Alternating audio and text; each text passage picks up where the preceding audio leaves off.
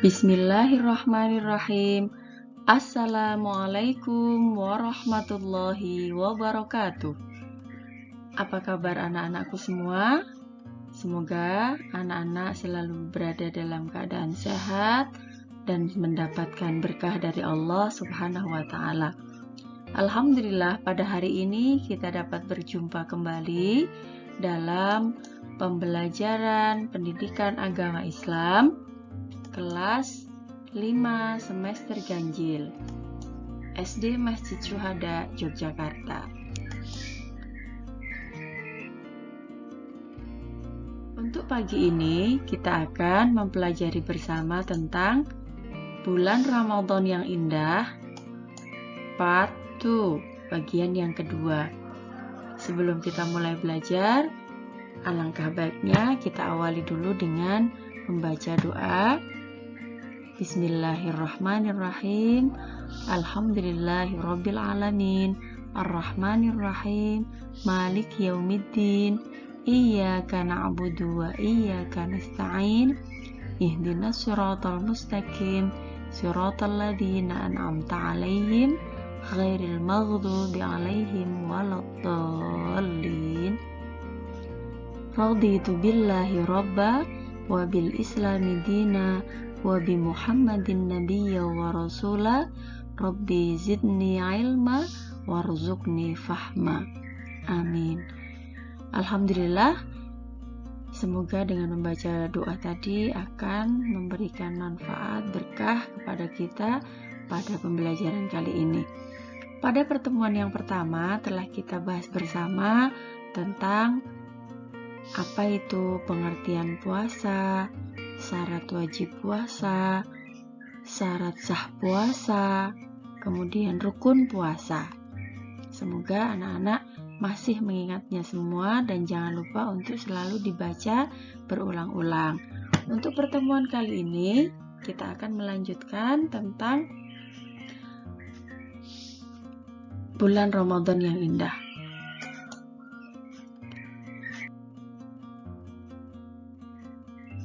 Kali ini kita akan mempelajari tentang hal-hal yang membatalkan puasa. Nah, kita akan belajar beberapa hal yang mengakibatkan puasa kita menjadi batal. Apa saja?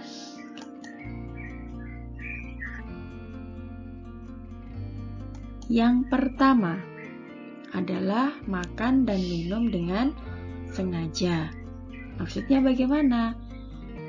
Apabila kita sedang berpuasa, kemudian dengan sengaja kita memasukkan makanan atau minuman ke dalam mulut kita, maka hal itu mengakibatkan puasa kita menjadi batal. Yang kedua, muntah dengan sengaja. Maksudnya gimana? Misalnya kita sedang ke kamar mandi, kemudian kita mandi, menggosok gigi. Saat menggosok gigi, bisa saja itu kita melakukan hal yang bisa membuat kita muntah dan nanti puasa kita akan menjadi batal, yaitu dengan menggosok-gosokkan sikat giginya sampai masuk-masuk ke dalam, sehingga membuat kita menjadi muntah. Itu membatalkan puasa kita. Untuk yang pertama tadi, makan dan minum dengan sengaja. Bu, seandainya kita makan minumnya tidak sengaja bagaimana? Ya, namanya tidak sengaja berarti puasa kita tidak batal. Demikian. Untuk selanjutnya, datang haid atau nifas. Nah, yang ketiga ini adalah khusus bagi kaum perempuan, karena yang haid dan nifas hanyalah perempuan. Kalau haid ini biasanya dialami oleh kaum perempuan pada setiap bulan. Namun kalau nifas ini bagi ibu-ibu yang setelah melahirkan. Mereka jika datang nifas ini maka membatalkan puasa. Meskipun itu datangnya 1 menit sebelum maghrib, Bu. Iya, kita sudah berpuasa dari terbit fajar sampai misalnya maghribnya pukul 6, kemudian pukul 5:55 sore kok kita datang haid atau kita melahirkan, maka batal puasa yang sudah kita lakukan selama 1 hari tadi. Untuk selanjutnya, hilang akal atau gila. Nah, hilang akal ini walaupun hanya sesaat, tidak hanya gila, namun termasuk di dalamnya adalah pingsan, karena pada saat pingsan kita tidak sadar kita itu siapa. Itu pun membatalkan puasa. Kemudian yang terakhir adalah murtad. Murtad itu adalah keluar dari agama Islam, berpindah keyakinan. Nah, 5 hal ini adalah hal-hal yang membatalkan puasa. Kita lanjutkan.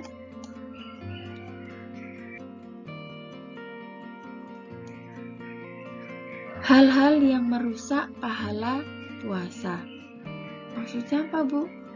Maksudnya merusak pahala puasa itu adalah puasa kita tidak batal, namun kita tidak mendapatkan pahala dari puasa tersebut. Kita hanya mendapatkan lapar dan dahaga saja, tidak ada pahala dari Allah untuk kita dari puasa yang sudah kita lakukan.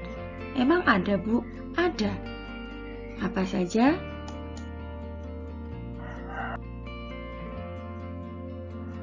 Berikut adalah hal-hal yang merusak pahala puasa. Yang pertama, marah-marah tanpa sebab, atau kita tidak bisa menahan hawa nafsu kita. Marah itu adalah hawa nafsu. Nah, padahal puasa adalah menahan diri dari segala yang membatalkan puasa, dari terbit fajar sampai terbenamnya matahari. Nah, marah di sini dapat mengurangi atau merusak pahala puasa. Puasanya tidak batal, silakan lanjutkan, tapi kita tidak mendapatkan pahala apapun dari puasa kita. Yang kedua, berbohong. Berbohong ini juga merusak pahala puasa. Yang tahu hanya siapa? Yang kalau berbohong, yang tahu hanya kita dengan Allah. Maka puasa ini pun adalah ibadah yang paling istimewa, karena pahalanya langsung dari Allah.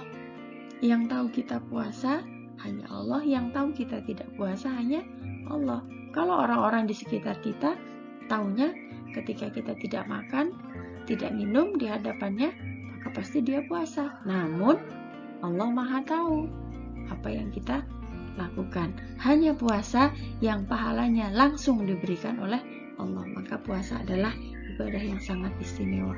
Berbohong merupakan salah satu dari hal yang merusak pahala puasa.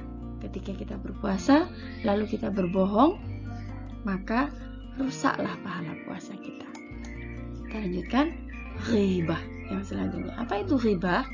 Ghibah adalah membicarakan orang lain. Nah, Bu, kalau yang kita bicarakan itu benar bagaimana? Nah, itu. Jika kita membicarakan hal yang benar, itulah namanya ghibah. Kalau kita membicarakan hal yang salah, itu namanya fitnah. Nah, jadi dua-duanya tidak boleh kita lakukan, kecuali kita membicarakannya itu kita gunakan untuk sebagai motivasi, memotivasi belajar, memotivasi beribadah. Kita mengambil pelajaran dari kisah-kisah yang terdahulu itu boleh, seperti kisah Rasulullah, kisah para sahabat Rasul, agar kita semakin dekat kepada Allah, itu silakan. Kemudian berkata kotor atau berkata-kata yang tidak baik, mengumpat temannya, ngata-ngatain temannya yang tidak baik dengan perkataan-perkataan yang kotor, yang tidak baik, itu pun akan merusak pahala puasa. Bukan berkata kotor maksudnya kotor, bukan. Namun berkata dengan perkataan perkataan yang tidak baik. Itu semua akan merusak pahala puasa.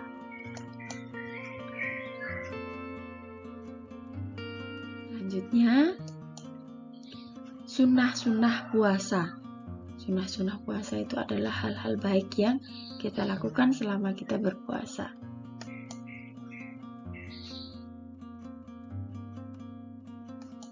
Yang pertama, makan sahur. Nah, makan sahur ini istimewanya orang yang berpuasa. Makan dapat pahala, itu makan sahur itu. Makan sahur adalah sangat disunahkan bagi orang-orang yang berpuasa. Makan sahurnya sebisa mungkin diakhirkan. Jadi menjelang hampir imsak itu kita baru melaksanakan sahur. Misalnya subuhnya jam 4. Nah, kita sahurnya jam setengah 4 lebih 5 menit. Seperti itu diakhirkan sahurnya. Kemudian membaca doa ketika berbuka puasa. Nah, ini juga sangat disunahkan untuk kita berdoa. Memang hanya puasa saja, Bu, kalau tidak puasa kita tidak berdoa? Ya tidak, setiap perbuatan baik kita awali dengan berdoa. Sudah hafal doa puasa? Doa berbuka puasa? Allahumma laka sumtu wa bika amantu wa ala rizkika aftatu dhahabal dhama'u wa batallatil uruqu wa thabatal ajru insyaallah. Itu doanya. Kita lanjutkan. Mengakhirkan sahur dan menyegerakan berbuka. Nah, ini yang sudah Ibu sampaikan tadi, mengakhirkan sahur dan menyegerakan berbuka. Jadi kita makan sahur di akhir-akhir waktu menjelang imsak dan menyegerakan berbuka. Nah, menyegerakan berbuka maksudnya bagaimana? Bukan waktunya masih pukul 5 misalnya, ayo kita segera berbuka.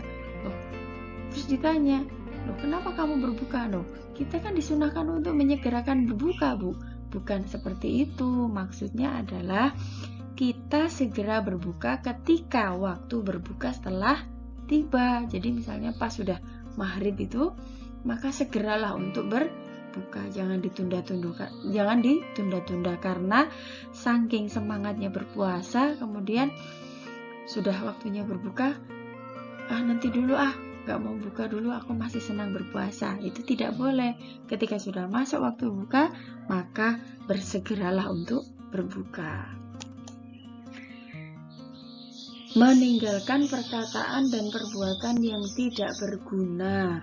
Nah, yang harus kita lakukan, yang disunahkan ketika berpuasa adalah kita meninggalkan perkataan dan perbuatan yang tidak berguna. Misalnya apa? Ngobrol bareng-bareng, misalnya pas siang-siang di depan rumah kita ngobrol bareng-bareng dengan orang-orang.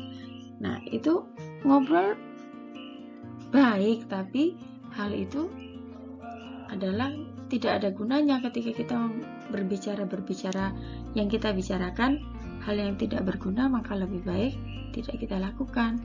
Lebih baik kita masuk, kemudian tadarus Al-Quran, itu akan lebih bermanfaat bagi puasa kita dan ibadah kita. Selanjutnya, berbuka dengan yang manis. Nah, ini menyegerakan berbuka tadi, kita sambung dengan berbuka dengan yang manis. Kita disunahkan untuk berbuka dengan yang manis. Contohnya, kita makan kurma. Nah, pertama ketika setelah masuk waktu berbuka, ambillah kurma 3, 5, atau 7, atau 1. Itu akan mengembalikan tenaga kita yang sudah hilang saat kita berpuasa. Setelah kita berbuka dengan kurma yang manis, kemudian kita sholat, kemudian nanti setelah sholat baru kita lanjutkan untuk berbuka kembali. Selanjutnya, memperbanyak amal kebaikan. Nah, ini diantaranya apa? Tadarus, memperbanyak sholat sunnah, sunat duha, tahajud, qobliyah ba'diyah, bersedekah. Nah, itu semua amal-amal baik yang bisa kita lakukan saat kita berpuasa. Memperbanyak iktikaf. Nah, iktikaf ini biasanya dilakukan pada 10 hari terakhir bulan Ramadan. Iktikaf itu apa, Bu? Iktikaf itu adalah berdiam diri di masjid pada malam bulan Ramadan di 10 hari terakhir bulan Ramadan. Diisi dengan apa? Tidur? Bukan. Diisi dengan beribadah kepada Allah. Bisa dengan sholat, bisa dengan berzikir, bisa dengan tadarus. Nah, itulah iktikaf ini kita lakukan biasanya untuk mencari malam Lailatul Qadar. Malam Lailatul Qadar itu satu malam yang pahalanya lebih dari 1000 bulan. Masya Allah. Kemudian memberi makan untuk orang-orang yang berbuka. Nah, ini biasanya pada bulan-bulan Ramadan itu sering kan kita di masjid ketika kita berbuka kita mendapatkan makanan yang telah disedekahkan dari hamba-hamba Allah yang luar biasa. Nah, itu biasanya makanan takjil itu ya. Nah, itu namanya sedekah yang diberikan untuk orang-orang yang berbuka. Pasti mereka tidak ada yang menolak untuk memberi takjil bagi orang-orang yang berbuka, bahkan mereka sangat senang sekali. Nah, ini tadi adalah sunnah-sunnah berpuasa.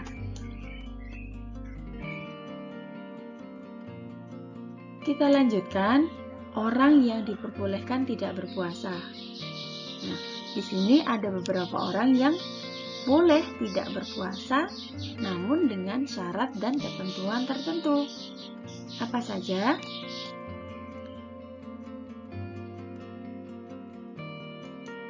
Pertama, dia adalah seorang musafir. Musafir ini adalah orang yang dalam perjalanan, tapi dengan jarak yang tertentu, bukan misalnya kita sedang sekolah, dari rumah ke sekolah, berarti saya boleh dong Bu tidak berpuasa. Loh, kenapa? Karena saya sedang dalam perjalanan, bukan seperti itu. Misalnya kita dari Jogja mau ke Sumatera, nah, atau mau ke Kalimantan, atau ke Jawa Timur, atau ke Jakarta, yang jarak tempuhnya itu sangat jauh dengan transportasi yang susah, misalnya pakai bis yang lama, panas begitu, boleh tidak berpuasa, namun mempunyai kewajiban setelah tidak berpuasa itu adalah harus mengqadha. Nah, seorang musafir boleh tidak berpuasa, namun dia harus mengqadha atau mengganti sebanyak puasa yang ditinggalkannya itu pada hari-hari tertentu selain bulan Ramadan. Nah, ini seandainya musafir tetap berpuasa bagaimana, Bu? Sangat baik. Justru jika masih memungkinkan untuk berpuasa, maka berpuasalah. Namun jika tidak, maka boleh tidak berpuasa dengan kewajiban mengganti puasa pada hari-hari yang lain sebanyak puasa yang ditinggalkannya. Yang kedua, orang yang sakit. Orang yang sakit juga boleh tidak berpuasa, namun dia juga harus mengqadha puasanya sebanyak puasa yang ditinggalkan pada hari-hari yang lain. Kemudian lansia, lanjut usia.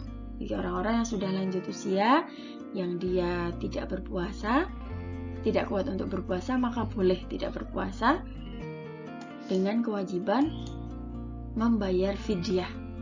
Oh, Bu, kok tidak mengqadha puasa? Nah, coba kita pakai akal kita. Jika sekarang pada Ramadan ini misalnya, seorang lansia itu sudah tidak kuat berpuasa karena usianya, bagaimana mungkin dia akan membayar puasanya pada hari-hari yang lain? Tentunya dia akan semakin tua, semakin tidak mampu lagi untuk berpuasa. Makanya kewajibannya adalah membayar fidyah. Membayar fidyah itu adalah nanti kita akan jelaskan membayar fidyah.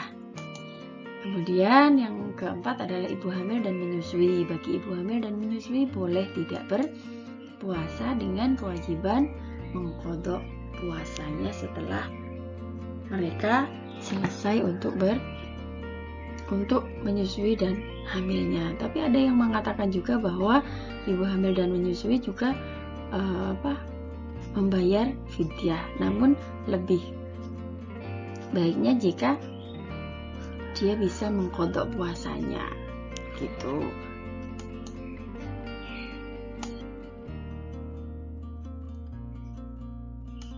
Sekarang kita bahas tentang tadi fidyah. Fidyah itu apa sih, Bu? Fidyah itu adalah bersedekah makanan pokok sebanyak 1 mud atau sekitar 626, atau kita bulatkan menjadi 700 gram selama tidak berpuasa. Nah, jadi menggantinya itu adalah sebanyak hari yang dia tinggalkan sebesar 1 mud. Jadi sehari 1 mud, sehari 700 gram. Bu, kalau misalnya kita bulatkan menjadi 1 kilo gitu, silakan. 1 kilo boleh. Misalnya 1 bulan tidak berpuasa, nah berarti 30 kg makanan pokok kita serahkan, kita sedekahkan untuk membayar fidyah itu. Harus makanan pokoknya berupa apa? Ya sesuai dengan daerahnya masing-masing. Kalau makanan pokoknya beras seperti kita, kalau belum makan nasi belum kenyang kayak gitu, nah maka kita membayar fidyahnya dengan beras. Kalau orang Papua di sana mereka makan papeda, sagu, maka bersedekahnya juga dengan papeda, dengan sagu itu, dan sesuai dengan daerah masing-masing. Alhamdulillah, demikian pembelajaran hari ini. Kita sudah membahas tentang hal-hal yang membatalkan puasa, hal yang merusak pahala puasa, sunnah-sunnah puasa, dan orang yang boleh tidak berpuasa.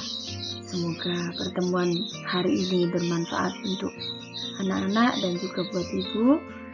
Jangan lupa tetap semangat, selalu belajar meskipun kita belajar dari rumah. Sebelum kita tutup, jangan lupa like, comment, share, and subscribe channel YouTube ini. Semoga bermanfaat bagi sesama. Kita akhiri dengan membaca doa hamdalah dan kafaratul majlis. Alhamdulillahirabbil alamin. Subhanakallahumma wa bihamdika asyhadu an la ilaha illa anta astaghfiruka wa atubu ilaik. Wassalamualaikum warahmatullahi wabarakatuh.